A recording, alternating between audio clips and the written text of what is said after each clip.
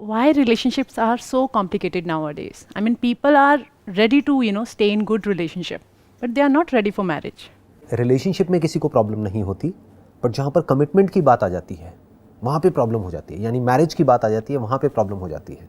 They don't want to be with one person for the entire life. Nobody is sure के whether it's the right decision for me और it's not, क्योंकि सारी responsibility आपके ऊपर आ गई है. पहले के टाइम में क्या होता था, घर वालों की रिस्पॉन्सिबिलिटी होती थी, या टिपिकली जो अरेंज मैरिज में भी होता है कि रिस्पॉन्सिबिलिटी फैमिली की है. कल को कुछ गलत हुआ भी तो फैमिलीज आपस में बात कर लेती हैं. But when it comes to making your own decisions, that's going to be extremely complex. फिर चाहे वो रिलेशनशिप हो चाहे करियर हो, क्योंकि डिसीजन में इम्प्लाइड है कि वो डिसीजन गलत भी हो सकता है. करेक्ट. जैसे इंडिया में अगर आज की रेट में हम देखते हैं तो जो डिवोर्स रेट है वो बढ़ता चला जा रहा है. पहले के टाइम में इतना नहीं होता था.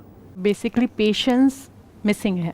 सबसे ज़्यादा जो मिसिंग है बेसिकली आज की डेट में वो है कि वी डोंट नो एग्जैक्टली कि हमको किस तरह का इंसान चाहिए अपनी लाइफ को स्पेंड करने के लिए. तो ये तो पहले भी नहीं पता था. पहले हम ऐसा सोचते ही नहीं थे कि मेरे को कैसे इंसान चाहिए. वो डिसीजन कोई और लेता था. अब आपको खुद को लेना है डिसीजन, तो now you need to figure out. जैसे फॉर एग्जांपल पहले के ज़माने में क्या होता था, करियर आप खुद नहीं चूज़ करते थे, उनके घर वाले उनको बता देते हैं कि तुम्हें यही करना है. मानो ये सरकारी नौकरी करनी है तो करनी है, किसी भी तरह से तुमको क्रैक करना है. तो उनके खुद के माइंड में कन्फ्यूजन नहीं होता है. हाँ, अगर उनका क्वेश्चनिंग माइंड है, वो एक्चुअल में इंटेलिजेंट है, तो वो क्वेश्चन पूछेंगे कि यही क्यों करना है, वो क्यों नहीं करना है, इतने सारे ऑप्शंस है. बट जैसे ही वो ऐसा क्वेश्चन पूछेंगे तो ये मत समझो उनकी लाइफ अच्छी हो जाएगी. उनकी लाइफ और कॉम्प्लिकेटेड हो जाएगी शॉर्ट टर्म में. लॉन्ग टर्म में देयर इज अ पॉसिबिलिटी कि वो कुछ अच्छा कर पाएंगे, बट शॉर्ट टर्म में there is going to be lot of conflict, lot of turmoil. Because एक तरफ से उनके पेरेंट्स होंगे जो उनके ऊपर प्रेशर क्रिएट करेंगे कि हमारे हिसाब से चलो, एक तरफ से उनको खुद को करना है, प्लस उनसे गलतियां भी होंगी. अब गलतियां जब होंगी तो और ज़्यादा सब लोग मिल करके उसको रियलाइज़ कराएंगे कि देखो तुमसे गलती हो गई. ट्रू. तो बेसिकली ये जो सारी की सारी जो प्रॉब्लम है ना, चाहे रिलेशनशिप हो चाहे करियर हो, दोनों इंटर रिलेटेड है. क्योंकि अल्टीमेटली क्या है, एक decision, commitment to one thing और one person. It boils down to कि भाई हमको डर लग रहा है डीप डाउन कि कहीं मेरा डिसीजन गलत ना हो जाए. तो कैसे क्लैरिटी दी जाए कि आप जो सोच रहे हैं, या तो उस पर रिसर्च की जाए उस टॉपिक पे, या प्रोबेबली अगर आपको कोई पसंद है तो पहले उसे टाइम दो, उसको ऑब्जर्व करो क्या करना चाहिए, जिससे आपको क्लैरिटी हो कि ये जो मैं चॉइस करने वाली हूँ अब ये मेरे लिए है और अब मैं इससे पीछे नहीं हटूंगी. ऐसा कॉन्फिडेंस कैसे आए? देखो, सबसे पहले स्टेप में तो चाहे वो लव मैरिज हो या अरेंज मैरिज हो, गिव इट सम टाइम. एकदम से हाँ मत करो, बिकॉज द मोमेंट यू से येस तो फिर सब कुछ बहुत कॉम्प्लिकेटेड होने वाला है. अब आपने एक बार कमिट कर दिया अरेंज मैरिज में, मानो कि एक दो बार आप मिले और आपने हाँ बोल दिया. अब आप पीछे हटोगे तो अननेसेसरी प्रेशर्स क्रिएट होंगे. बट जब तक आपने हाँ नहीं बोला है, चाहे कितना भी प्रेशर आए कि I want to meet that person again, maybe 2 times, 5 times, 10 times, कहने का मतलब है कि give it some time. Okay. Commitment इतनी जल्दी नहीं करनी. बिल्कुल नहीं करना चाहिए, क्योंकि पूरी लाइफ का सवाल है ना. जैसे करियर है, करियर में एकदम से आपने कोई चीज़ करी नहीं है, बस किसी को करते हुए देखी है और आपको लगता है कि ये करियर मेरे लिए बहुत अच्छा होगा और आपने कमिट कर दिया, और वहाँ पे आप गए उस ऑफिस में, आपने ज्वाइन किया, 4 दिन बाद समझ आया अरे मैं कहाँ फंस गया. It happens with me. हाँ, ये हुआ ना आपके साथ में, राइट. ऐसा ही रिलेशनशिप में भी होता है कि होता क्या है, हम जल्दीबाजी में कमिट तो कर देते हैं, बाद में हमको लगता है अरे ये कहाँ फंस गई मैं कहाँ फंस गया. ये तो बिल्कुल ही अलग पर्सनालिटीज़ है. मतलब ऊपर लेवल पे तो डिफरेंसेस रहेंगे, वो तो अच्छा है, बोलते हैं ना अपोजिट्स अट्रैक्ट, तो वो तो अच्छा है. बट जो फंडामेंटल्स हैं वो अलाइंड होने चाहिए.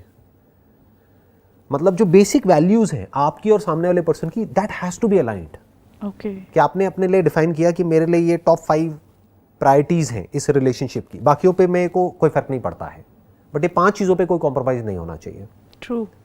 ऐसे ही क्या वो सामने वाले की उन 5 चीज़ों से मैच होता है, वो उससे पूछना पड़ेगा अपना बताने से पहले. या ऑब्जर्व करना पड़ेगा. ऑब्जर्व करना पड़ेगा, ये नहीं कि वो क्या कहता है या क्या कहती है. कहते तो सब अच्छा है. कहते तो सभी अच्छा है, चाहे वो अरेंज मैरिज हो चाहे लव मैरिज हो. बट ये मत देखो कि वो क्या कह रहे हैं, ये देखो कि वो क्या कर रहे हैं.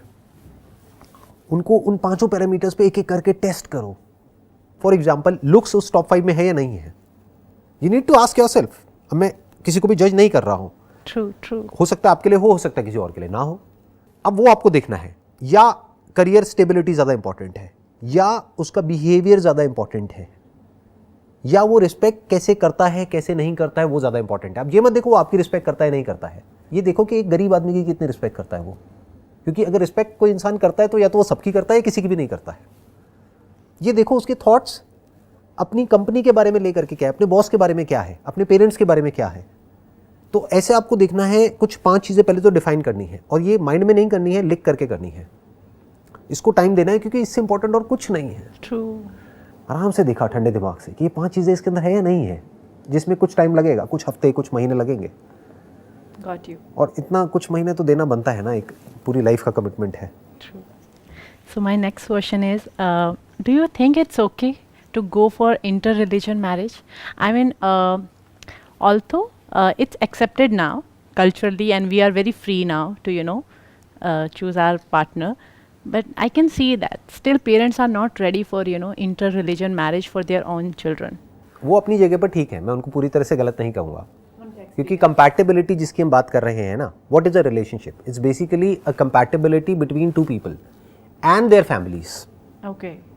क्योंकि आप अकेले तो एग्जिस्ट करोगे नहीं, आप सबके साथ में ही करोगे ना। We are all social beings, you don't exist as an individual. ये एक मिथ है कि मैं इंडिविजुअली एग्जिस्ट कर सकता हूँ या कर सकती हूँ। अगर इस पूरे प्लेनेट पे आपको अकेले छोड़ दिया जाए तो आप कुछ नहीं कर सकते। You need people to survive, True.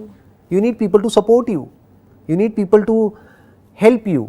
तो एक टीम की ज़रूरत पड़ती है, लोगों की ज़रूरत पड़ती है, फ्रेंड्स की ज़रूरत पड़ती है, रिलेटिव्स की ज़रूरत पड़ती है। तो बेसिकली क्या होता है, इंटर रिलीजन में आप ये कह सकते हो एक तरह का ग्रुप हो गया, तो वो अपने ग्रुप से आइडेंटिफाइड है, तो वहाँ पर एक दूसरे के साथ में जेलअप करना बहुत आसान हो जाता है, क्योंकि बहुत कुछ कॉमन होता है वहाँ पर डिस्कस करने के लिए। प्लस उन्हें ये पता है कि सिर्फ उनके स्टैंड पॉइंट से नहीं, आपके स्टैंड पॉइंट से भी you will be more comfortable in the kind of environment, जिस तरह के एनवायरनमेंट में आप बड़े हुए हो। एकदम से आपको ले जाके एक अलग एनवायरनमेंट में डाल देंगे तो you will start feeling uncomfortable. तो if you are ready for this discomfort in the short term, क्योंकि नई आदत कोई भी हम चेंज करते हैं ना तो उसमें डिस्कम्फर्ट होता है। फॉर एग्जाम्पल, आप बचपन से ही पहाड़ों में रहे हो, माउंटेन्स पर रहे हो, हिमालय में रहे हो, और बहुत एक ठंडे एटमोसफेयर पर रहे हो। आपको एकदम से ले जा करके रेगिस्तान में शिफ्ट कर दिया जाए जहाँ पर टेम्परेचर बहुत ज़्यादा है, तो क्या होगा? Yeah, it will take some time. तो ये पता होना चाहिए। अगर आप ये सोचते हो कि भाई मैं इंटर रिलीजन मैरिज कर लूँगी और सब कुछ बहुत बढ़िया रहेगा, घर वाले भी खुश रहेंगे, दोनों के घर वालों में क्लैशेस होने के चांसेस हैं, Okay. आपके भी आपस में क्लैशेस होने के चांसेस हैं। जब भी 2 अलग अलग लोग बिल्कुल अलग अलग बैकग्राउंड से, अलग अलग थॉट प्रोसेसेस से, अलग अलग रिलीजन से एक साथ में आएंगे तो फैमिली के लेवल पे भी क्लैशेस होंगे, पर्सनल लेवल पे भी होंगे, सब कुछ होगा।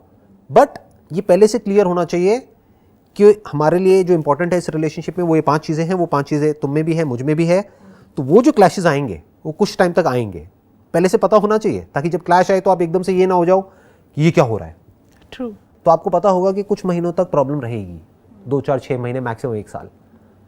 सब कुछ सेटल होने में टाइम लगेगा। जैसे कुछ आंधी तूफान आएगा तो वो कुछ दिन तो रहेगा, but you must be mentally prepared to face that. If you are ready for it then it's okay. आप दोनों तैयार हो कि प्रॉब्लम्स आएंगी। अगर दोनों बहुत मैच्योर हैं तो क्या ऐसी कंडीशन में इस चीज़ को सोचा जा सकता है या नहीं?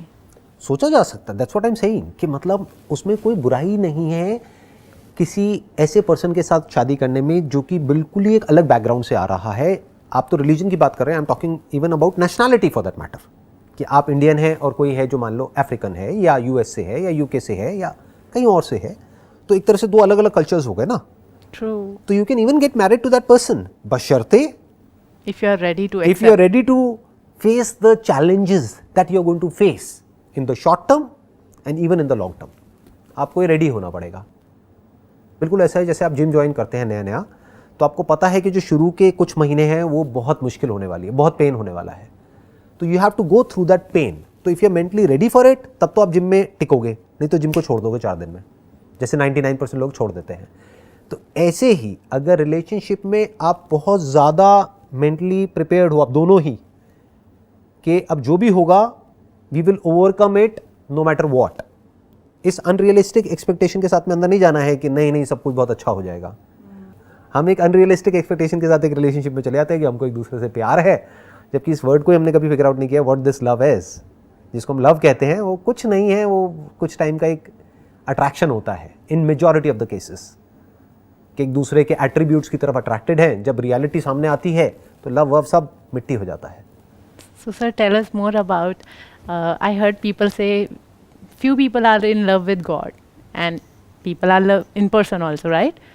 So what is the difference between love with God and love with a person, except this physical intimacy? What is the difference? जो लव फॉर गॉड है ना, ये अपने आप में एक बड़ा ही एब्स्ट्रैक्ट कॉन्सेप्ट है. क्यों? क्योंकि व्हाट इज गॉड? गॉड को कभी आपने एक्सपीरियंस तो किया नहीं है. तो गॉड मतलब क्या? एक थॉट है, एक आइडिया है, एक बिलीफ है जो आपके माइंड में है, एक इमेज है. तो if you are saying I am in love with God, तो ultimately what you are saying is I am in love with my idea of God. तो you are in love with your own belief, your own idea. You are not in love with God, क्योंकि God से अगर आप जाकर के पूछोगे कि are you in love with me, वो कहेंगे आप कौन हो.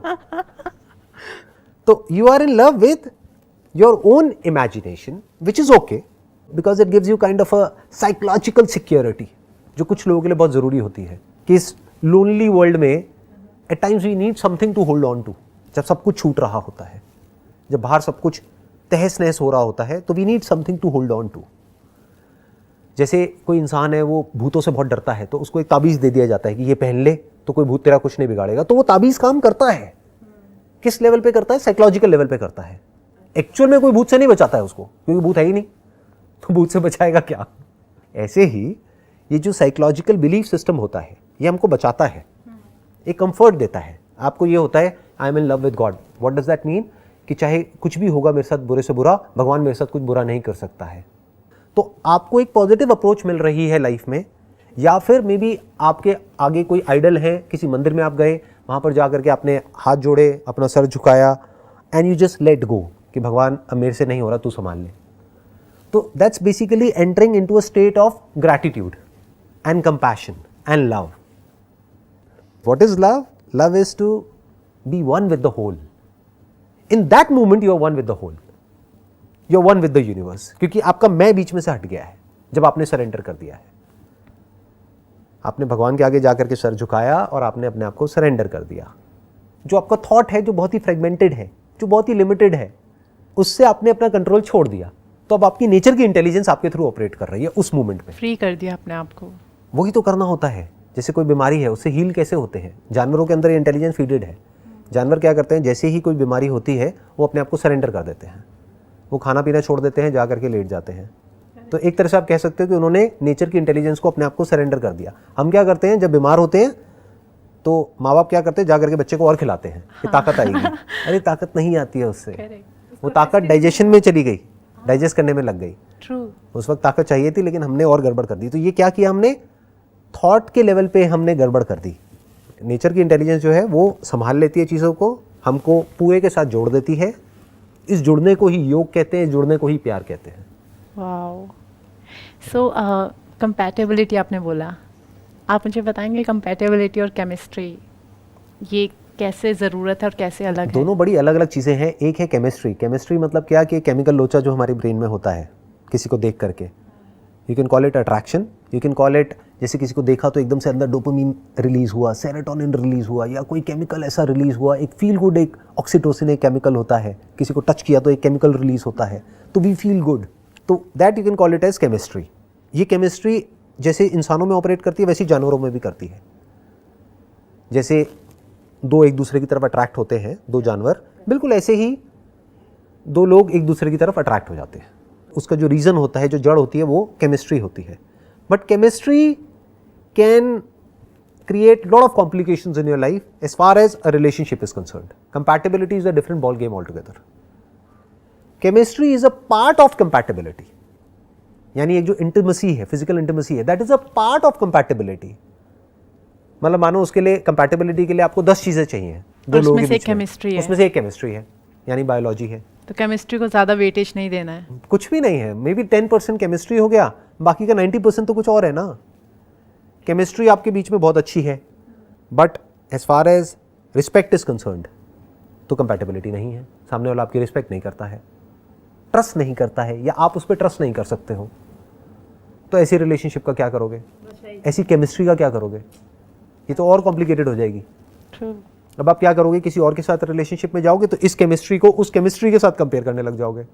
And this is bad. This is really bad. इसको ना क्वांटम फिजिक्स की फील्ड में बोला जाता है, क्वांटम मैकेनिक्स में, what ever is not forbidden is mandatory, is compulsory. यानी क्या कि मान लो पास्ट में आपका किसी के साथ में कोई ऐसा रिलेशनशिप रहा है जहाँ पे केमिस्ट्री पॉइंट ऑफ व्यू से, physical intimacy point of view से बहुत अच्छा था। अब उसको आप भुला तो सकते नहीं, वो मेमोरी में फीडेड है। True. अब आप किसी पर्सन के साथ में गए, कमिट कर लिया, शादी कर ली, बट अब आप उसको बार बार कंपेयर कर रहे हो, तो एक तो आपकी ये रिलेशनशिप खराब हो रही है, प्लस अब there is a strong possibility अब आप यहाँ से हटोगे और अट्रैक्ट हो रहे हो आप उसकी तरफ, जहाँ पर आपको सिर्फ केमिस्ट्री वाइज कंपैटिबिलिटी है, बाकी जो 9 चीज़ें हैं वो सब बेकार है। तो अब ना आप यहाँ के रहे ना वहाँ के रहे, और खुद के तो रहे नहीं। खुद का कैसे रहोगे? Now you are like stuck ना, अब आप बीच में फंस गए, अब आप ना यहाँ हो ना वहाँ हो। तो बेसिकली अब इस सब से कैसे बचा जाए, आपको समझना होगा किस चीज़ की इंपॉर्टेंस कितनी है लाइफ में। जिसकी जितनी है उससे ज़्यादा दे दी तो फंस जाओगे। मैंने आपके एक लेक्चर में आपके एक सेशन में सुना था, जब आप शादी कर लेते हो तो वही सब कुछ नहीं होता है, वो एक रोल है आपका, आपकी लाइफ उससे बहुत बढ़कर है। आप सब कुछ 100% मत सोचो अब यही सब कुछ है, ये नहीं रहा तो कुछ नहीं रहा। राइट। और वो वर्ड्स बहुत पहले सुने थे, 4-5 साल पहले। तो कुछ कुछ वर्ड्स हमेशा आपको याद रह जाते हैं जो आपकी लाइफ में बहुत ज़्यादा स्पेशल होते हैं। It's basically based upon reality, क्योंकि शादी आज की डेट में it's a harsh reality, it's a fact कि इट मे और may not work. There are lots and lots of factors which are involved, क्योंकि अब बात होती है इक्वालिटी की। पहले के ज़माने में ये बात नहीं होती थी। पहले क्या होता था, पति है मतलब परमेश्वर है, चरणों की दासी है and all that stuff, right. सती प्रथा होती थी और वो सब होता था, राइट, कि अगर पति की डेथ हो गई है तो मर जाओ, ये करो वो करो, व्हाटएवर। तो ये सब चीज़ें कहीं ना कहीं डीपली रूटेड थी हमारी सोसाइटी में आज से कुछ सालों पहले तक। बट आज की डेट में क्या है, लड़का लड़की कुछ नहीं होता है, दोनों बराबर हैं। तो जहाँ बराबर है वहाँ पर क्या आ गया, पार्टनरशिप आ गई। पार्टनरशिप में क्या देखना होता है, बेसिकली कंपैटिबिलिटी को देखना होता है। सो आइडियली क्या होना चाहिए कि चाहे अरेंज मैरिज हो चाहे लव मैरिज हो, एक कंपैटिबिलिटी टेस्ट होना चाहिए, जो कोई न्यूट्रल कोई ऑर्गेनाइजेशन या कोई पर्सन बैठ करके उनका दोनों का कंपैटिबिलिटी टेस्ट करे, जो ना लड़के वालों की तरफ से हो ना लड़की वालों की तरफ से हो, जो ना इसका दोस्त हो ना उसका दोस्त हो। आइडिया मिल गया, राइट। अभी बहुत सारी startup start why not, why not. हाँ, लेकिन आज आई एम के श्योर यहाँ पर बहुत लोग जो अभी देख रहे हैं, ऐसे स्टार्टअप होने चाहिए, आइडियली होने चाहिए। मतलब जब एक ऐसी वेबसाइट है जिसको बोलते हैं, जैसे मान लो शादियों के लिए, इसके लिए उसके लिए बहुत सारी वेबसाइट्स हैं जहाँ से एक लड़का लड़की को मिलवाते हैं। अरे तो उससे ज़्यादा इंपॉर्टेंट ये है कि कुछ ऐसी एक वेबसाइट होनी चाहिए या कोई ऐसी कंपनी होनी चाहिए जहाँ पर पैनल पर साइकोलॉजिस्ट हों जो कि ट्रेंड हो साइकोलॉजी को समझने में, और वो दोनों की साइकोलॉजी को समझे और इसको प्रेडिक्ट करें कि फ्यूचर में इनके सक्सेसफुल होने के चांसेस क्या हैं। उसमें क्या होगा, दोनों से अलग अलग तरीके से क्वेश्चंस पूछे जाएंगे और फिर उसको मिक्स एंड मैच किया जाएगा, कुछ दिन लगाए जाएंगे, उसके ऊपर रिसर्च करी जाएगी। इंटरेस्टिंग। फिर वो अपनी एक फीस लेंगे जो भी रीजनेबल सी होगी। तो ये अपने आप में एक स्टार्टअप भी हो सकता है, why not. So basically sir, आज के टाइम में रिलेशनशिप ले लो या मैरिज ले लो, आगे चल के प्रॉपर एक गिव एंड टेक थ्योरी रह गया है। इट्स लाइक आप मुझे इतना दें, मैं आपको इतना करूँगी। बिल्कुल। तो वो ग्रैटिट्यूड, वो सेल्फलेस सर्विस मिसिंग है। वो अब हो भी नहीं सकती, प्रैक्टिकली पॉसिबल भी नहीं है। उसके पीछे रीज़न है, क्या होता है, वो तब तक ही हो सकती है जब तक एक इंसान का इंटेलेक्ट डेवलप नहीं हुआ है। जैसे फॉर एग्जांपल कोई पर्सन है, वो बात करता है सरेंडर करने की, वो ही कर सकता है सरेंडर जो कि एक्चुअल में भोला है, इनोसेंट है। वो सेल्फलेसली सर्विस भी कर सकता है या कर सकती है। बट जो वेल एजुकेटेड है और जिसका एक वेल फॉर्म्ड माइंड है, वेल फॉर्म्ड अपनी आइडेंटिटी है, अगर उससे पूछो आप कौन हो, तो वो पूरा प्रॉपर्ली डिफाइन कर सकता है या कर सकती है, मैं ये थी पास्ट में, अब मैं ये हूँ, अब मैं ये करने वाली हूँ। तो वो एक हार्डन्ड एक इंडिविजुअल है जिसका इंटेलेक्ट बहुत स्ट्रांग है। तो वो दिखा तो सकता है बाहर से, या दिखा सकती है कि नहीं मैं सेल्फलेसली ये करूँगा या वो करूँगी, वो एक्चुअल में नहीं कर सकता है। It has to be give and take. For example, अगर ऐसे दो लोगों की मैरिज होती है जो कि वेल एजुकेटेड हैं और इंटेलेक्चुअली साउंड है, और फिर अगर जो हस्बैंड है वो अपनी वाइफ को मार रहा है, पीट रहा है, तो एडजस्ट नहीं कर सकती है। She can't surrender, she can't be selfless there, it's not possible and it should not happen. Day one से क्लियर होना चाहिए कि it's going to be a partnership जिसके ये रूल्स होंगे, और ना आप ब्रेक करोगे ना मैं ब्रेक करूंगी। That's perfect. Okay. It was a pleasure talking to you. Same and here. wish you Thank all the you best so for much. whatever you want to do in your life.